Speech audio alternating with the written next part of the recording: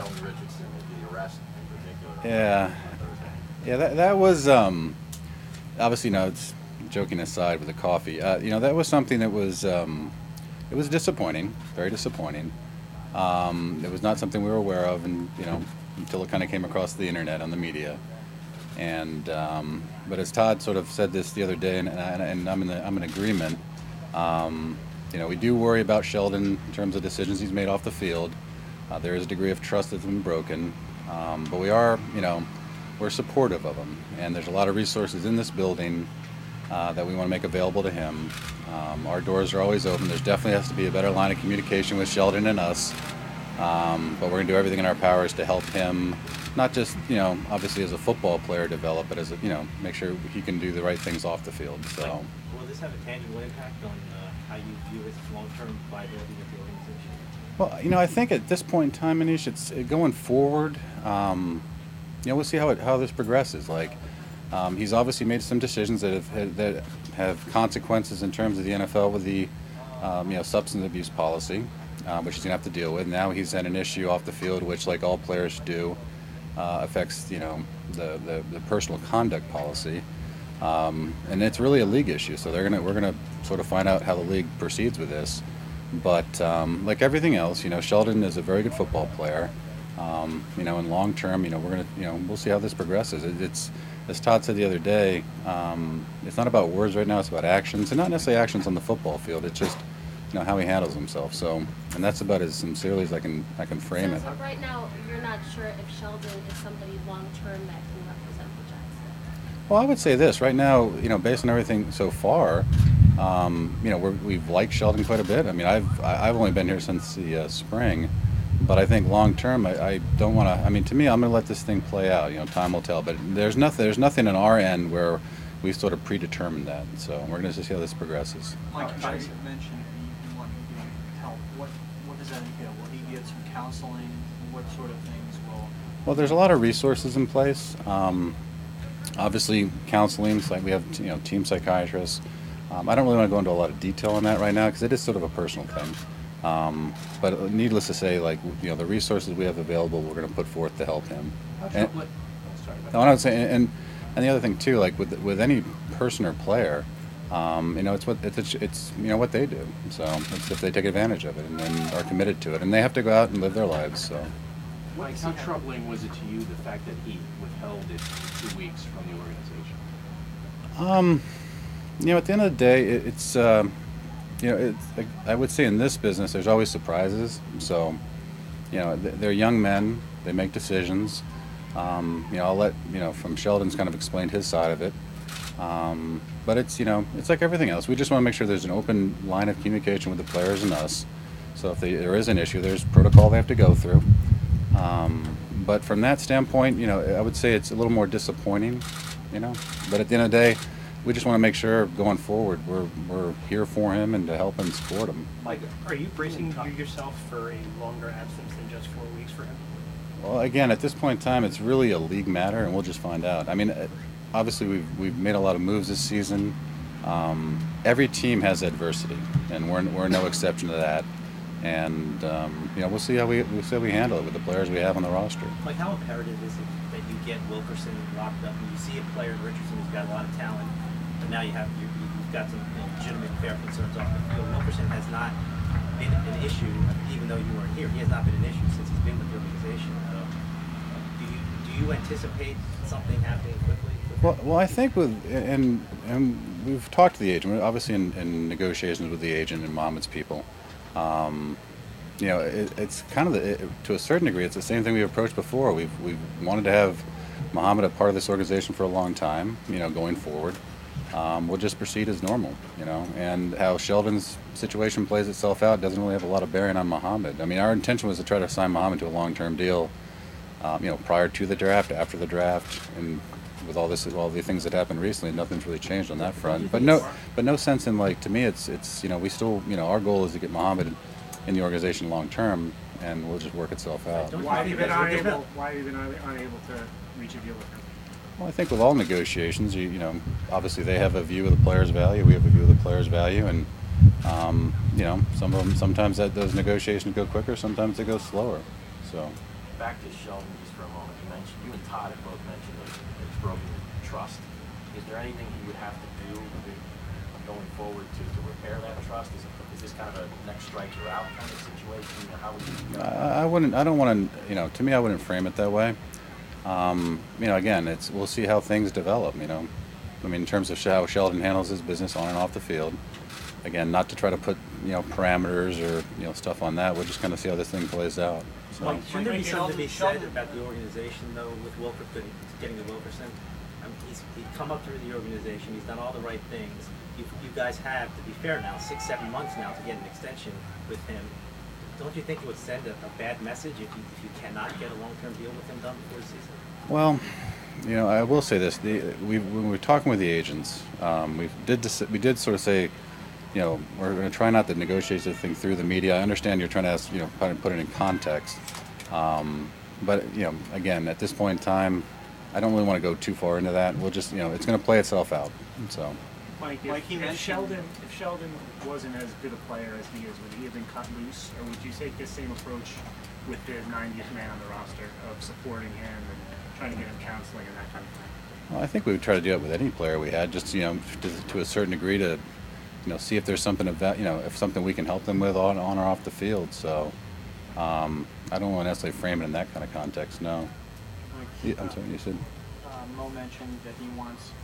Something's going to get done, it'll be by week 1. Otherwise, he's putting it off till after the season. He told us that the other day. How optimistic are you that you can get something done by week 1? Now that there's that kind of deadline. Yeah. Well, again, I should probably preface everything. Like when in our negotiations with the agents, we'd said we weren't going to try to talk through the media on this one. I wasn't aware that Muhammad had said that, but I would simply say, I would defer to the fact that we sort of told the agent we're not going to talk through the media on it, so I don't want to necessarily put a time frame or, any of that stuff on that. So if if just to stay within agreement with what we discussed with the agent.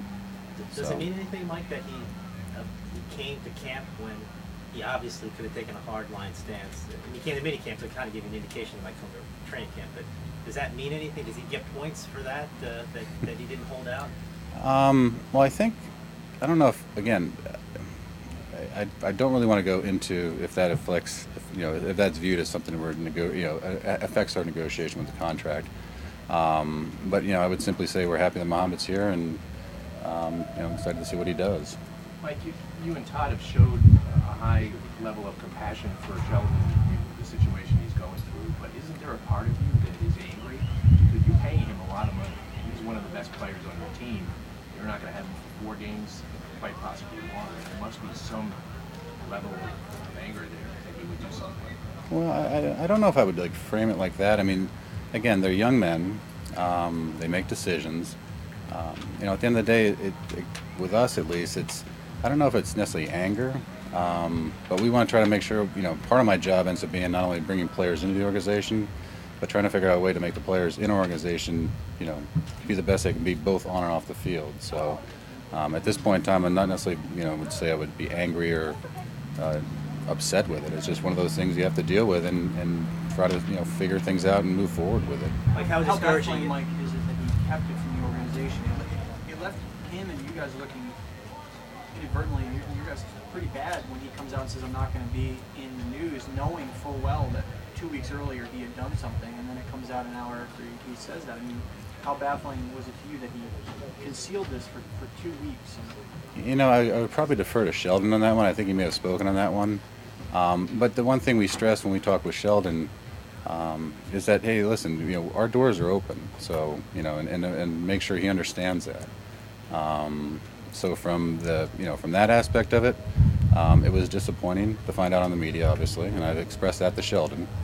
But at this point in time, it's what's done is done. We're just kind of moving forward. Like you've been really careful. Describing Wilkerson as a good player. If you say good player, you can probably lump in 30 guys who are good players. He clearly has been better than average for this team, and he's made an all-pro team. Do you view him as an exceptional player in this league? Well, again, I would say, as it pertains to, if you're going to tie this back into his contract negotiation, I don't really want to comment on that, but we do think Muhammad's a good player. You can say a very good player. And, again, it's a process of figuring out valuation for that. Is he a special player? You've been around the league for 20 some odd years. You've seen special players. Does he fall in that category? I would say, I like Mohamed quite a bit as a player, so let's leave it at that. Mike, I imagine when you took the job, you had a checklist of kind of things you wanted to do with this roster. Mm-hmm. Now that we're here in training camp, it's going to change a little bit more, but you're probably not going to make many more additions. How do you feel like you did with your checklist? Do you feel like you did everything you wanted to? Well, I will say this: it's I'm more excited to see how we do. Obviously, we technically are going to have our first day of practice in pads today. But really, I think from my standpoint, you go through the process of trying to assemble the team, and then once you have it, you really don't know, in essence, what you have till you start playing games. The nice thing about this time of the year is, from people in my role and scouting departments, is you can see the results of what you've done, and then you can almost sort of figure out, okay, where we're weak at, and try to figure out, try to problem solve as you go forward, whether it's a trade or players off the waiver wire, or on the street. Try to figure out what other players you can bring in to make yourselves better going forward. So it's too early, honestly, to give myself a report card or what we've done a report card, or in terms of a grade, but we feel good about it at this point in time. But again, until we start playing preseason games, we're not going to really have a true measure of that. Like, I know you put a lot of time and effort into the draft, and you got 2 days into camp, and the second guy you picked in the draft is now gone for a month. How discouraging is it to not have spent? Well, I think at the end of the day, it's part of the game. Injuries happen.